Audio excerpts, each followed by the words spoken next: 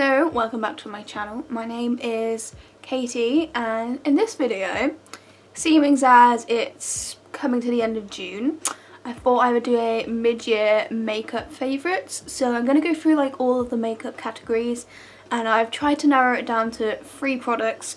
We're going off things that I've like tried only this year, so going back from my January first impressions and any makeup I've tried in that period. There might be like a couple of things that I have tried prior to this year, but I've tried to keep it mostly this year. But there might be a few things that obviously I've still used this year, but I may have tried them before. I'll let you know when that is the case. But this was quite difficult because I have actually encountered a lot of really good makeup so far this year. So narrowing it down to 3, and some of the categories were easy. Some of them was a bit hard, so I'm going to do a few like honourable mentions as well. Obviously I'm going to do an end of year favourites, but I thought, you know, I've encountered a lot of good makeup, so let's talk about it.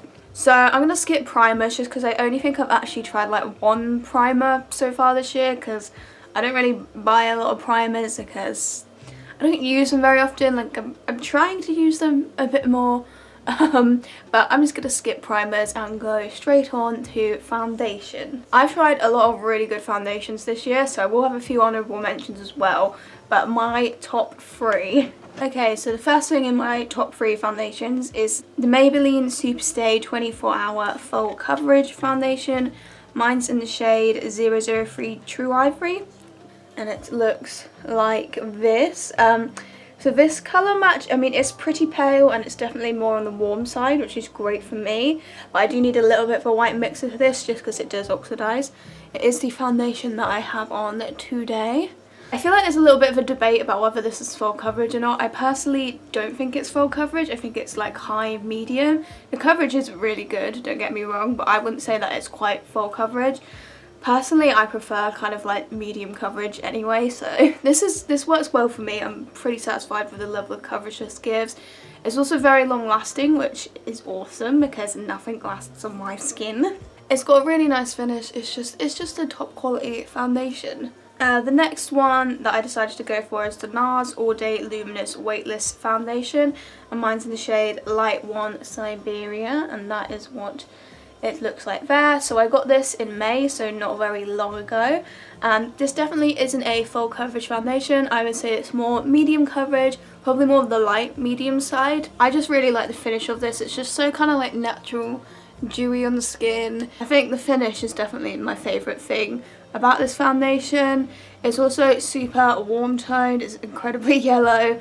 I don't really need a mix or anything with this. I do use it on its own. I would prefer it to be a tiny bit less yellow, but you know, once you've got the rest of your makeup on, it kind of works. It lasts pretty well. I wouldn't say it's the best wearing foundation ever, but it's pretty decent wear time. I just really like the finish of this. I just think it looks beautiful and natural on the skin. And the next one I've literally only just tried like a couple weeks ago.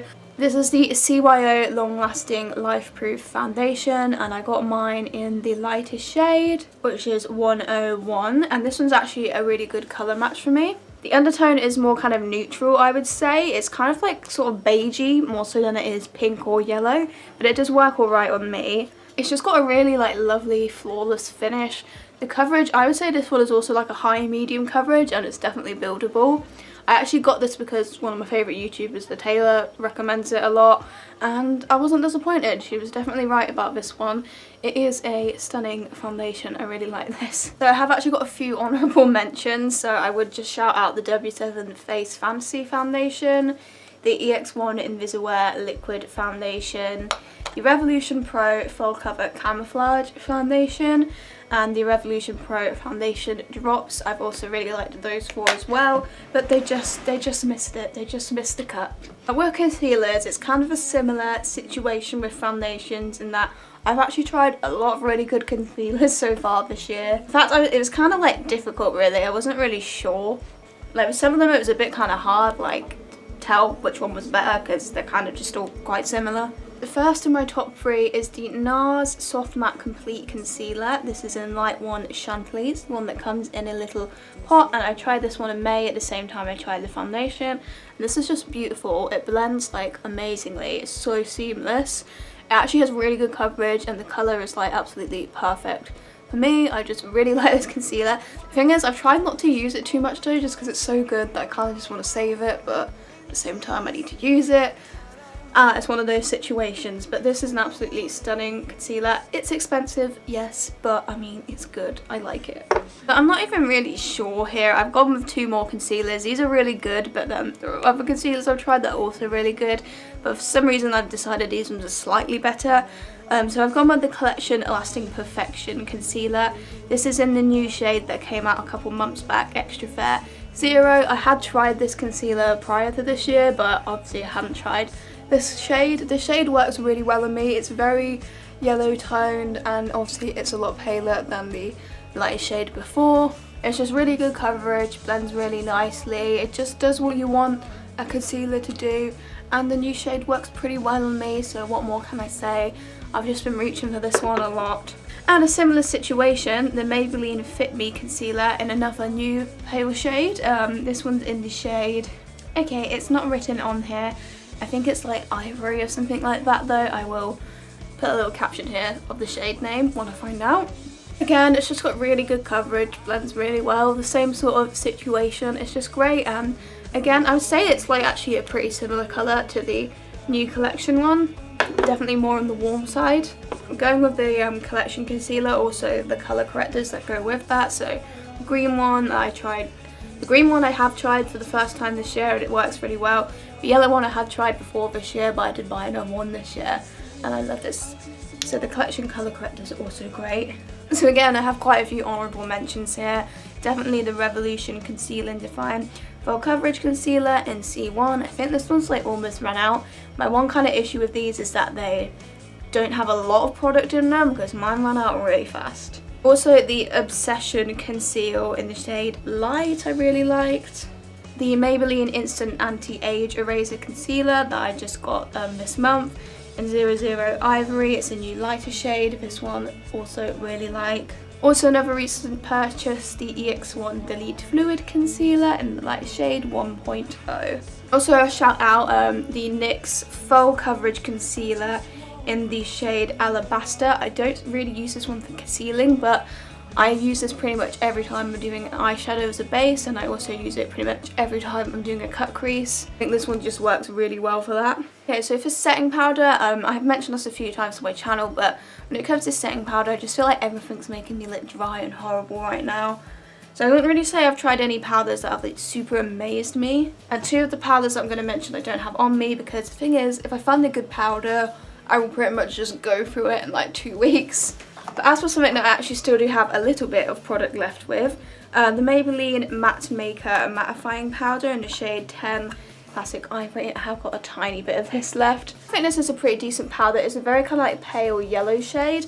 I kind of wish it was a tiny bit paler. Like sometimes I feel like it makes me look a bit dark, but other times it doesn't. It's kind of weird. I don't really understand. I think it kind of depends a lot on the products that I have underneath it. But I think this is a decent powder. The 2 that I would say I actually did quite like a lot that I don't have on me, the NYX High Definition Finishing Powder, the translucent one, the one that's just white.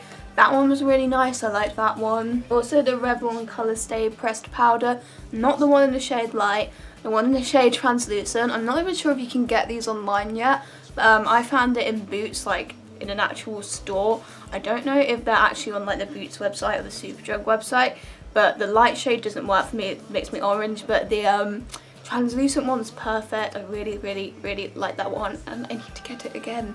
The only issue was I think it was like $12.99 or something, so it was quite expensive, and as I said, I used it in like 2 weeks, so powder's just one of those things that just enrages me. So for bronzers, I've narrowed it down to 3. The first one is the Makeup Obsession Large Bronzer BZ101 Natural. And it comes just like this. This is a super like kind of pale toned bronzer. I really like this. It's a really good colour for my skin tone. It is a matte one. It just does what I need a bronzer to do. I have got a little bit of it on now. It's a really good shade. It wasn't too expensive either. I really like this one. Also the Makeup Revolution Renaissance Glow palette, which has a bronzer and a highlighter. I don't really use a highlighter in this, to be honest, but the bronzer is again a really good shade for pale skin. This is a matte one too. I just think it's quite similar to this one. This one has a little bit more of a like velvety texture, but I really like that. And on the more glowy side, I've gone with the e.l.f. bronzer. This one's in the shade Warm, and that's what it looks like. You kind of got a few different colours there, but I just swirl it around and get one. Again, it works pretty good on my skin tone, and this one has a bit of kind of glow and radiance to it, which I really like. So I haven't really tried a lot of blush this year. I've tried a few. The ones that I'll shout out is the MUA. This isn't even a blush, it's a highlighter. It's the Shimmer Highlight Powder in the shade Glistening Amethyst. Obviously this is meant as a highlighter, but on my skin tone it kind of works pretty good as a blush. Obviously a nice glowy blush, which I really like. And recently I got the Bourjois blusher in the shade 03 Brun Curve, or Copper Brown. And this is just a nice kind of like peachy one. I have got a little bit of that one on my cheeks today. I really like that. So I've managed to narrow down highlighters to 3 different products. Okay, so the first one I'll talk about is the Revolution Pro Supreme Highlighter in Ice, which I used in my first impressions this month, and I think it's gorgeous. These shades, all of these shades work really well on pale skin. They're just super like velvety. They have such a nice texture, and they're also just incredibly pigmented. So I'm really glad I picked this up because this is a winner. I really like it. Next, this is like my holy grail highlighter. I'm so glad I picked this up. This is the BH Cosmetics Blacklight Highlight 6 Colour palette, and you get 6 different shades in it, and they've got like massive pans. This is just like incredible. First of all, it is definitely a very pale skin friendly highlighter. I feel like it could potentially work on deep skin tones as well if you're into kind of a more holographic look. These are just like incredibly pigmented. I have got a little bit of this on today. I've got the shade Strobe. They're just absolutely stunning. They are just so like, they're incredibly pigmented. They're some of the most pigmented highlighters I've used. They have a pretty nice texture. They can be a tiny bit chalky, but personally, like, if it looks nice on my skin, I don't really care. I almost didn't buy this as well because this is off Beauty Bay. That's where I got it. I was going to get the LA Girl highlighter, the little single ones, but the shade I wanted was out of stock. So I was just kind of looking around at what other highlights they had. Saw this, had like 2 reviews and they were mostly good. So I was like, let's try it. And I do not regret that decision at all because this is like my favourite highlighter ever, I think. The last highlighter I'll shout out is the Anastasia Beverly Hills Moonchild Glow Kit, which I got for Christmas. So obviously it was like a couple days before the year ended, so I think it counts as this year. But I mean, this is just, it's just stunning. Do I really need to say more? It's just beautiful, pigmented, nice texture, just everything you want. I love the holographic shades. That's kind of my thing. I think all of the highlighters that I've like mentioned here are kind of like holographic-y, icy kind of ones. That's just kind of the vibes I like.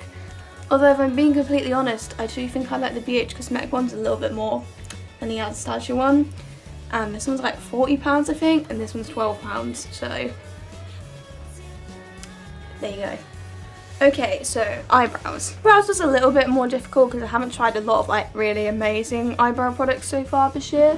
There's technically only one product that actually is something I bought this year. The other ones are kind of continuations from previous year. But the one that I did actually try this year that I do quite like is the LA Girl Shady Slim Brow Pencil. This one is in the shade Blackest Brown.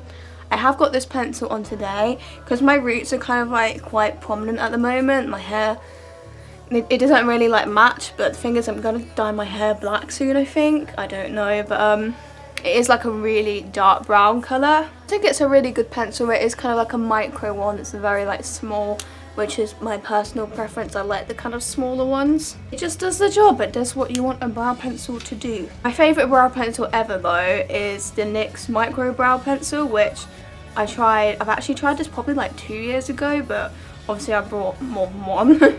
Mine's in the shade Espresso. Yeah, this isn't from this year, but I have used it a lot of this year, so I thought I'd throw it in, why not? This is just definitely my favourite eyebrow pencil I've ever used. I even got my mum to buy one when we went shopping the other day. Yeah, and again, this one I think I got in December's Cohort Beauty box, so I feel like it kind of counts for this year.